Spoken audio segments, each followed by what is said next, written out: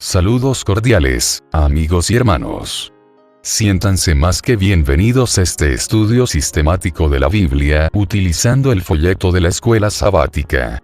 Que la gracia y el poder de Dios, la unción del Espíritu Santo, y el amor de nuestro Señor Jesucristo estén con cada uno de ustedes. El folleto de este tercer trimestre lleva por título el libro de Marcos. Antes de continuar, vamos a comunicarnos con Dios. Querido Padre Celestial, nos acercamos a ti con corazones agradecidos y humildes, reconociendo tu amor y tu gran misericordia. Te pedimos que tu Espíritu Santo nos acompañe mientras nos disponemos a reflexionar sobre tu palabra y tus enseñanzas. Abre nuestras mentes y corazones para que podamos entender profundamente los mensajes que has preparado para nosotros hoy. Ayúdanos a aplicar tus principios en nuestra vida diaria, para vivir conforme a tu voluntad y ser testigos fieles de tu amor y gracia. Guíanos en este estudio del folleto de escuela sabática, Señor, y permítenos sentir tu presencia en cada pensamiento y palabra. Que todo lo que aprendamos nos acerque más a ti y nos capacite para servirte mejor en nuestras vidas. En el nombre de Cristo Jesús, amén. Esta semana, estudiaremos la lección número 12 titulada, Juzgado y Crucificado. El versículo para memorizar dice así: y a la hora novena Jesús exclamó a gran voz, Eloi, Eloi, lama sabactani. ¿Qué quiere decir? Dios mío, ¿por qué me has desamparado? El Evangelio según San Marcos, en su capítulo 15, el versículo 34. Para hoy viernes, 20 de septiembre, para estudiar y meditar. Leer los capítulos titulados En el tribunal de Pilato, El Calvario y consumado es en el libro El deseado de todas las gentes, de Elena de White, a páginas 685 al 716. Pilato anhelaba librar a Jesús, pero vio que no podría hacerlo y conservar su puesto y sus honores. Antes de perder su poder mundano, prefirió sacrificar una vida inocente. ¿Cuántos, para escapar a la pérdida o al sufrimiento, sacrifican igualmente los buenos principios? La conciencia y el deber señalan un camino, y el interés propio señala otro. La corriente arrastra fuertemente en la mala dirección, y el que transige con el mal es precipitado a las densas tinieblas de la culpabilidad. El deseado de todas las gentes 700. Sobre Cristo como sustituto y garante de nosotros fue puesta la iniquidad de todos nosotros. Fue contado por transgresor, para que pudiese redimirnos de la condenación de la ley. La culpabilidad de cada descendiente de Adán abrumó su corazón. La ira de Dios contra el pecado, la terrible manifestación de su desagrado por causa de la iniquidad, llenó de consternación el alma de su Hijo. Toda su vida Cristo había estado proclamando a un mundo caído las buenas nuevas de la misericordia y el amor perdonador del Padre. Su tema era la salvación aún del principal de los pecadores. Pero en esos momentos, sintiendo el terrible peso de la culpabilidad que carga sobre sí, no puede ver el rostro reconciliador del Padre. Al sentir el Salvador que de él se retraía el semblante divino en esta hora de suprema angustia, atravesó su corazón a pesar de que nunca podrá comprender plenamente el hombre. Tan grande fue esa agonía que apenas le dejaba sentir el dolor físico. El deseado de todas las gentes 713. Preguntas para dialogar. Observa cuán central era la teología de la sustitución para Elena de White, y para la Biblia. Ver, por ejemplo, Isaías 53. Porque es falsa cualquier teología que resta importancia al papel central de la sustitución y de la muerte de Cristo nuestro en lugar, pagando en sí mismo la penalidad por nuestros pecados. ¿Quién o qué es el Barrabás solicitado en lugar de Jesús en nuestro mundo hoy? ¿Qué debería enseñarnos la historia de José de Arimatea acerca de no juzgar las apariencias? Repasa Daniel 9, los versículos 24 al 27. ¿Por qué deberías ser capaz de dar un estudio bíblico acerca de ese pasaje a cualquiera que lo requiriera? ¿Estás en condiciones de hacerlo? En estos momentos pasamos a los comentarios del espíritu de profecía referente a la lección de hoy, viernes 20 de septiembre. Libro El deseado de todas las gentes. Capítulo. Consumado es. Cristo no entregó su vida hasta que hubo cumplido la obra que había venido a hacer, y con su último aliento exclamó: consumado es. La batalla había sido ganada. Su diestra y su brazo santo le habían conquistado la victoria. Como vencedor, plantó su estandarte en las alturas eternas. ¡Qué gozo entre los ángeles! Todo el cielo se asoció al triunfo de Cristo. Satanás, derrotado, sabía que había perdido su reino. El clamor, consumado es, tuvo profundo significado para los ángeles y los mundos que no habían caído. La gran obra de la redención se realizó tanto para ellos como para nosotros. Ellos comparten con nosotros los frutos de la victoria de Cristo. Hasta la muerte de Cristo, el carácter de Satanás no fue revelado claramente a los ángeles ni a los mundos que no habían caído. El gran apóstata se había revestido de tal manera de engaño que aún los seres santos no habían comprendido sus principios. No habían percibido claramente la naturaleza de su rebelión. Era un ser de poder y gloria admirables el que se había levantado contra Dios. Acerca de Lucifer el Señor dice: tú echas el sello a la proporción, lleno de sabiduría, y acabado de hermosura. Lucifer había sido el querubín cubridor. Había estado en la luz de la presencia de Dios. Había sido el más alto de todos los seres creados, y el primero en revelar los propósitos de Dios al universo. Después que hubo pecado, su poder seductor era tanto más engañoso y resultaba tanto más difícil desenmascarar su carácter cuanto más exaltada había sido la posición que ocupara cerca del Padre. Dios podría haber destruido a Satanás y a los que simpatizaban con él tan fácilmente como nosotros podemos arrojar una piedrecita al suelo, pero no lo hizo. La rebelión no se había de vencer por la fuerza. Solo el gobierno satánico recurre al poder compulsorio. Los principios del Señor no son de este orden. Su autoridad descansa en la bondad, la misericordia y el amor. Y la presentación de estos principios es el medio que quiere emplear. El gobierno de Dios es moral, y la verdad y el amor han de ser la fuerza que lo haga prevalecer. Era el propósito de Dios colocar las cosas sobre una eterna base de seguridad, y en los concilios del cielo fue decidido que se le debía dar a Satanás tiempo para que desarrollara los principios que constituían el fundamento de su sistema de gobierno. Él había aseverado que eran superiores a los principios de Dios. Se dio tiempo al desarrollo de los principios de Satanás, a fin de que pudiesen ser vistos por el universo celestial.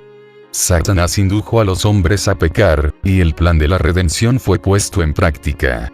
Durante 4000 años Cristo estuvo obrando para elevar al hombre, y Satanás para arruinarlo y degradarlo. Y el universo celestial lo contempló todo. Cuando Jesús vino al mundo, el poder de Satanás fue dirigido contra él. Desde que apareció como niño en Belén, el usurpador obró para lograr su destrucción. De toda manera posible, procuró impedir que Jesús alcanzase una infancia perfecta, una virilidad inmaculada, un ministerio santo, y un sacrificio sin mancha. Pero fue derrotado. No pudo inducir a Jesús a pecar. No pudo desalentarse ni inducirle a apartarse de la obra que había venido a hacer en la tierra. Desde el desierto al Calvario, la tempestad de la ira de Satanás le azotó, pero cuanto más despiadada era, tanto más firmemente se aferraba el Hijo de Dios de la mano de su Padre, y avanzaba en la senda ensangrentada. Todos los esfuerzos de Satanás para oprimirle y vencerle no lograron, sino hacer resaltar con luz más pura su carácter inmaculado. Todo el cielo y los mundos que no habían caído fueron testigos de la controversia. Con qué intenso interés siguieron las escenas finales del conflicto. Vieron al Salvador entrar en el huerto de Getsemaní, con el alma agobiada por el horror de las densas tinieblas. Oyeron su amargo clamor: Padre mío, si es posible, pase de mí este vaso. Al retirarse de él la presencia del Padre, le vieron entristecido con una amargura de pesar que excedía a la de la última gran lucha con la muerte. El sudor de sangre brotó de sus poros y cayó en gotas sobre el suelo. 3 veces fue arrancada de sus labios la oración por liberación. El cielo no podía ya soportar la escena, y un mensajero de consuelo fue enviado al Hijo de Dios. El cielo contempló a la víctima entregada en las manos de la turba homicida y llevada apresuradamente entre burlas y violencias de un tribunal a otro. Oyó los escarnios de sus perseguidores con referencia a su humilde nacimiento. Oyó a uno de sus más amados discípulos negarle con maldiciones y juramentos. Vio la obra frenética de Satanás y su poder sobre los corazones humanos. ¡Oh terrible escena! El Salvador apresado a medianoche en Getsemaní, arrastrado de aquí para allá desde el palacio al tribunal, emplazado 2 veces delante de los sacerdotes, 2 veces delante del Sanedrín, 2 veces delante de Pilato y 1 vez delante de Herodes. Burlado, azotado, condenado y llevado a ser crucificado, cargado con la pesada cruz, entre el llanto de las hijas de Jerusalén y los escarnios del populacho. El cielo contempló con pesar y asombro a Cristo colgado de la cruz, mientras la sangre fluía de sus sienes heridas y el sudor teñido de sangre brotaba en su frente. De sus manos y sus pies caía la sangre, gota a gota, sobre la roca horadada para recibir el pie de la cruz. Las heridas hechas por los clavos se desgarraban bajo el peso de su cuerpo. Su jadeante aliento se fue haciendo más rápido y más profundo, mientras su alma agonizaba bajo la carga de los pecados del mundo. Todo el cielo se llenó de asombro cuando Cristo ofreció su oración en medio de sus terribles sufrimientos. Padre, perdónalos, porque no saben lo que hacen. Sin embargo, allí estaban los hombres formados a la imagen de Dios, uniéndose para destruir la vida de su Hijo unigénito. ¡Qué espectáculo para el universo celestial! Los principados y las potestades de las tinieblas estaban congregados en derredor de la cruz, arrojando la sombra infernal de la incredulidad en los corazones humanos. Cuando el Señor creó a estos seres para que estuviesen delante de su trono eran hermosos y gloriosos. Su belleza y santidad estaban de acuerdo con su exaltada posición. Estaban enriquecidos por la sabiduría de Dios y ceñidos por la panoplia del cielo. Eran ministros de Jehová. Pero, ¿quién podía reconocer en los ángeles caídos a los gloriosos serafines que una vez ministraron en los atrios celestiales? Los agentes satánicos se confederaron con los hombres impíos para inducir al pueblo a creer que Cristo era el príncipe de los pecadores, y para hacer de él un objeto de abominación. Los que se burlaron de Cristo mientras pendía de la cruz estaban dominados por el espíritu del primer gran rebelde. Llenó sus bocas de palabras viles y abominables. Inspiró sus burlas. Pero nada ganó con todo esto. Si se hubiese podido encontrar un pecado en Cristo, si en un detalle hubiese cedido a Satanás para escapar a la terrible tortura, el enemigo de Dios y del hombre habría triunfado. Cristo inclinó la cabeza y murió, pero mantuvo firme su fe y su sumisión a Dios. Y oí una grande voz en el cielo que decía: Ahora ha venido la salvación, y la virtud, y el reino de nuestro Dios, y el poder de su Cristo. Porque el acusador de nuestros hermanos ha sido arrojado, el cual los acusaba delante de nuestro Dios día y noche.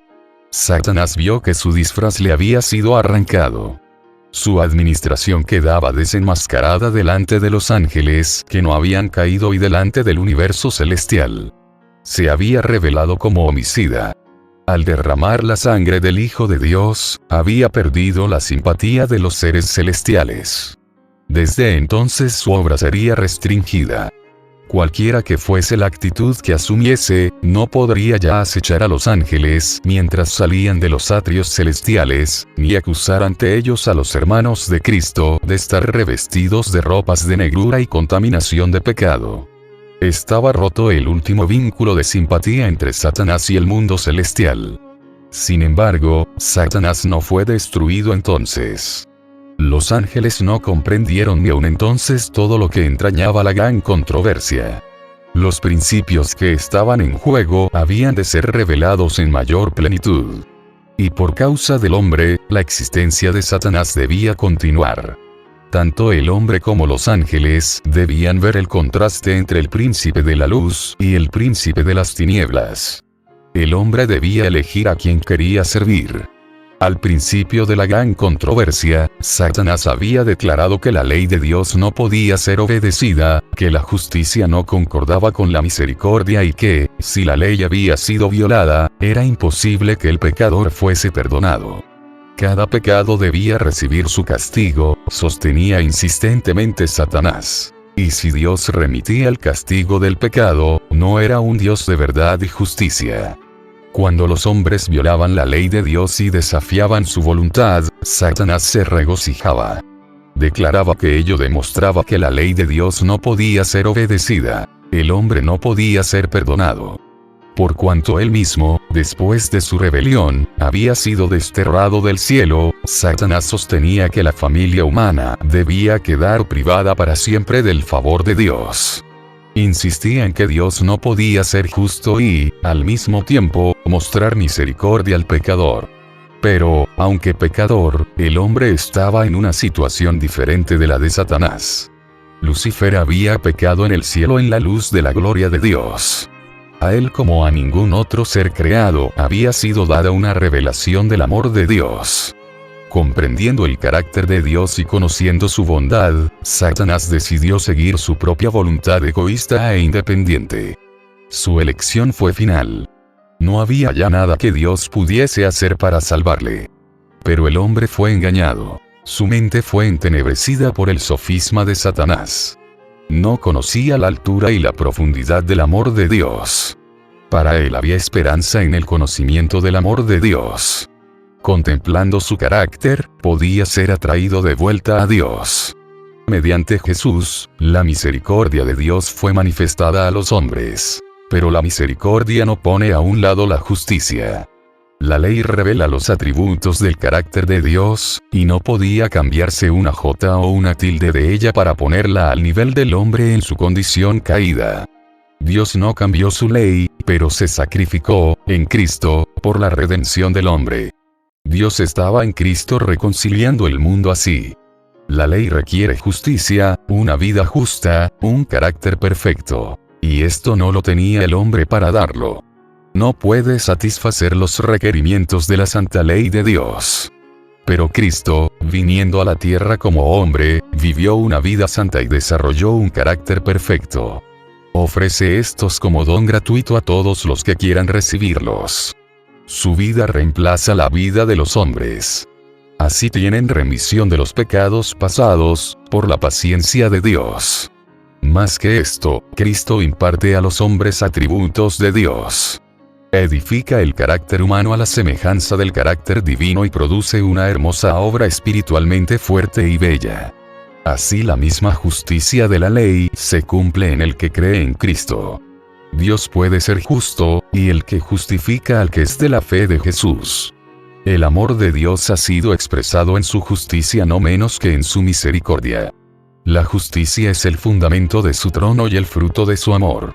Había sido el propósito de Satanás divorciar la misericordia de la verdad y la justicia. Procuró demostrar que la justicia de la ley de Dios es enemiga de la paz. Pero Cristo demuestra que en el plan de Dios están indisolublemente unidas. La una no puede existir sin la otra. La misericordia y la verdad se encontraron. La justicia y la paz se besaron. Por su vida y su muerte, Cristo demostró que la justicia de Dios no destruye su misericordia, que el pecado podía ser perdonado, y que la ley es justa y puede ser obedecida perfectamente. Las acusaciones de Satanás fueron refutadas. Dios había dado al hombre evidencia inequívoca de su amor. Otro engaño iba a ser presentado ahora. Satanás declaró que la misericordia destruía la justicia, que la muerte de Cristo abrogaba la ley del Padre. Si hubiese sido posible que la ley fuera cambiada o abrogada, Cristo no habría necesitado morir. Pero abrogar la ley sería inmortalizar la transgresión y colocar al mundo bajo el dominio de Satanás. Porque la ley era inmutable, porque el hombre podía ser salvo únicamente por la obediencia a sus preceptos, fue levantado Jesús en la cruz. Sin embargo, Satanás representó como destructor de la ley aquel mismo medio por el cual Cristo la estableció. Alrededor de esto girará el último conflicto de la gran lucha entre Cristo y Satanás. El acerto que Satanás presenta ahora es que la ley pronunciada por la misma voz de Dios es deficiente, que alguna especificación de ella ha sido puesta a un lado. Es el último gran engaño que arrojará sobre el mundo. No necesita atacar toda la ley. Si puede inducir a los hombres a despreciar un precepto, logra su propósito. Porque cualquiera que hubiere guardado toda la ley, y ofendiere en un punto, es hecho culpado de todos. Consintiendo en violar un precepto, los hombres se colocan bajo el poder de Satanás. Substituyendo la ley de Dios por la ley humana, Satanás procurará dominar al mundo. Esta obra está predicha en la profecía. Acerca del gran poder apóstata que representa a Satanás, se ha declarado: hablará palabras contra el Altísimo, y a los santos del Altísimo quebrantará, y pensará en mudar los tiempos y la ley, y entregados serán en su mano. Los hombres erigirán con seguridad sus leyes, para contrarrestar las leyes de Dios. Tratarán de compeler las conciencias ajenas, y en su celo para imponer esas leyes oprimirán a sus semejantes. La guerra contra la ley de Dios, que empezó en el cielo, continuará hasta el fin del tiempo. Cada hombre será probado. El mundo entero ha de decidir si quiere obedecer o desobedecer. Todos serán llamados a elegir entre la ley de Dios y las leyes de los hombres. En esto se trazará la línea divisoria. Habrá solamente dos clases. Todo carácter quedará plenamente definido, y todos demostrarán si han elegido el lado de la lealtad o el de la rebelión. Entonces vendrá el fin. Dios vindicará su ley y librará a su pueblo. Satanás y todos los que se han unido con él en la rebelión serán cortados. El pecado y los pecadores perecerán, raíz y rama, Satanás la raíz y sus seguidores las ramas. Será cumplida la palabra dirigida al príncipe del mal. Por cuanto pusiste tu corazón como corazón de Dios, te arrojé de entre las piedras del fuego, oh querubín cubridor. En espanto serás, y para siempre dejarás de ser. Entonces no será el malo, y contemplarás sobre su lugar, y no parecerá. Serán como si no hubieran sido. Este no es un acto de fuerza arbitraria de parte de Dios. Los que rechazaron su misericordia ciegan lo que sembraron. Dios es la fuente de la vida, y cuando uno elige el servicio del pecado, se separa de Dios, y se separa así de la vida. Queda privado de la vida de Dios. Cristo dice: todos los que me aborrecen, aman la muerte. Dios les da la existencia por un tiempo para que desarrollen su carácter y revelen sus principios. Logrado esto, reciben los resultados de su propia elección. Por una vida de rebelión, Satanás y todos los que se unen con él se colocan de tal manera en desarmonía con Dios, que la misma presencia de él es para ellos un fuego consumidor. La gloria de aquel que es amor los destruye. Al principio de la gran controversia, los ángeles no comprendían esto.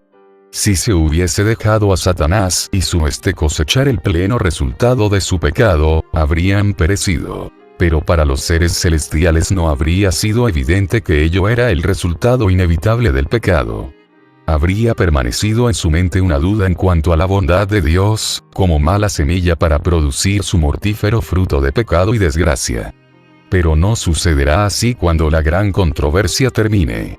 Entonces, habiendo sido completado el plan de la redención, el carácter de Dios quedará revelado a todos los seres creados.